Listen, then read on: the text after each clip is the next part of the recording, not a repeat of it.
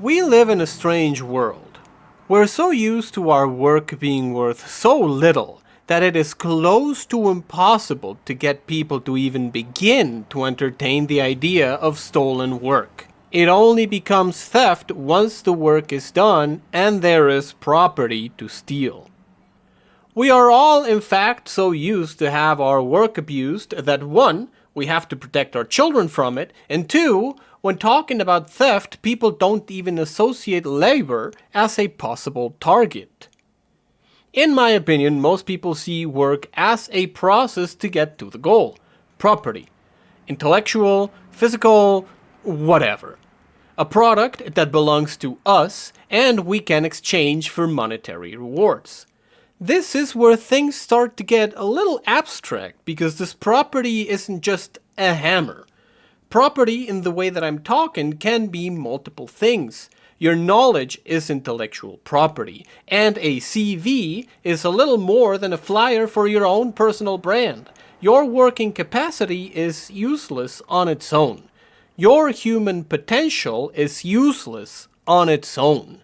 Where are your certifications? What's your intellectual property value? It's necessary to have something to back up your inherent human potential, either a certification from a qualified institution or a body of work that you can show off. Now, don't get me wrong, this intellectual certification system works to an extent. That's how we make sure that there's at least a couple of buffers that protect us from things like, say, medical malpractice. Although I have my doubts about it altogether sometimes when looking at people like Andrew Wakefield.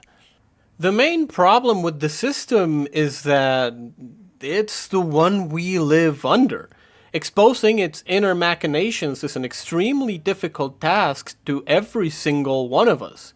We have to challenge our social hierarchies down to their core to even get close to seeing these interactions. Every step along the way to getting to these truths is plagued with disingenuous actors who want to dissuade you from thinking about the authority of property. A lot of money and effort is put into us regular folks to never truly question the nature of property and the power that it carries. I guess I gotta lay down some groundwork in order for me to set up my premise correctly. When we entered the digital age, a lot of our societal perceptions to work changed along with time. For the vast majority of people, work no longer means tilling the fields or building furniture or houses. Most of our work is not physical, but rather intellectual.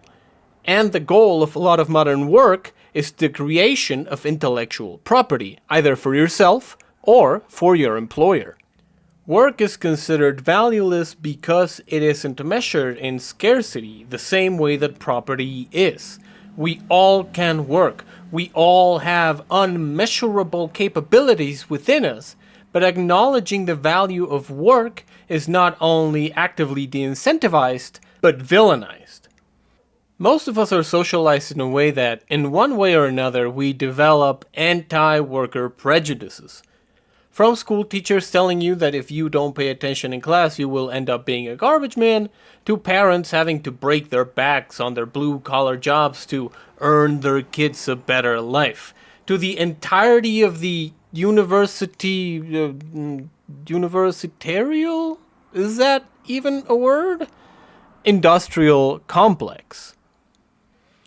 For most cases, the university is a scam. The fees are unreasonably high, the textbooks are unreasonably expensive, and you have to engage in lifelong debt with the hopes that the intellectual property that you're able to create and own after leaving college will be good enough to sell and keep you alive, which is unfeasible for the vast majority of college graduates. That's how you end up with mathematicians working as clerks in bookshops and cafes. Now, let me ask you a question about that last assertion that I made. Do you consider it to be a snide remark on my part? saying that most college graduates will end up working at a bookshop or a cafe? Do you think that I am being insulting to them? Because that's the point that I'm trying to get at. Work is viewed as denigrating and underneath educated people. People get educated in order to prevent having to engage with mundane work, work that is exploitable, work that is worthless because it doesn't generate any property. I mean, hell, I don't even have to go so far as to involve mathematicians. Look at the state of the online entertainment industry. Most of us are hustling and working for free in order to create a brand solid enough so that we can profit off of it. The work is the same, but the property is not. As a matter of fact, the bigger the property you have, the less work you have to actually do.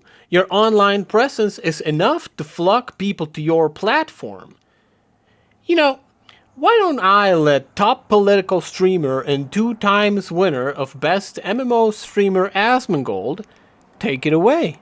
So you can look forward to a bright 2023 of me watching YouTube videos, reading Reddit posts, and then also reading YouTube comments after I watch the YouTube video. I'm really excited to be able to do that. It's going to be super fun, and who knows, maybe I actually might do it on the channel that I won this award for. So thank you guys all so much. Really appreciate it, and I'll see you later.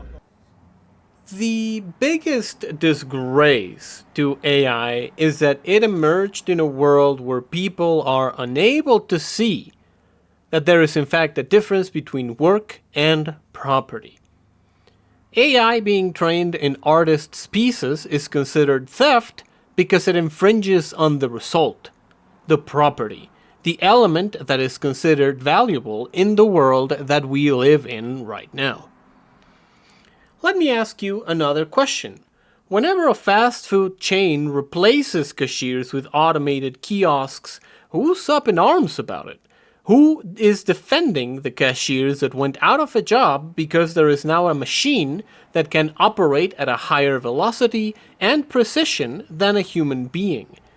Is the backlash at automated fulfillment centers or self-checkout systems in any measurable way similar in scale to the anti-AI movement? Would people complain about the fact that there are cleaning robots in a building over janitors? The main difference is that AI challenges the scarcity that is inherent to intellectual property. AI steals property, and your run-of-the-mill automation eliminates redundant or low-skill jobs. Yes, AI is different from other forms of automation, but only on its target, the automation of intellectual labor. If you've made it to the end of the video, you have my sincere thanks. Make sure to work on a reply in the comment section down below, plagiarize that subscribe button, and automate your notifications by hitting the bell button. And hopefully, I'll see you in the next one.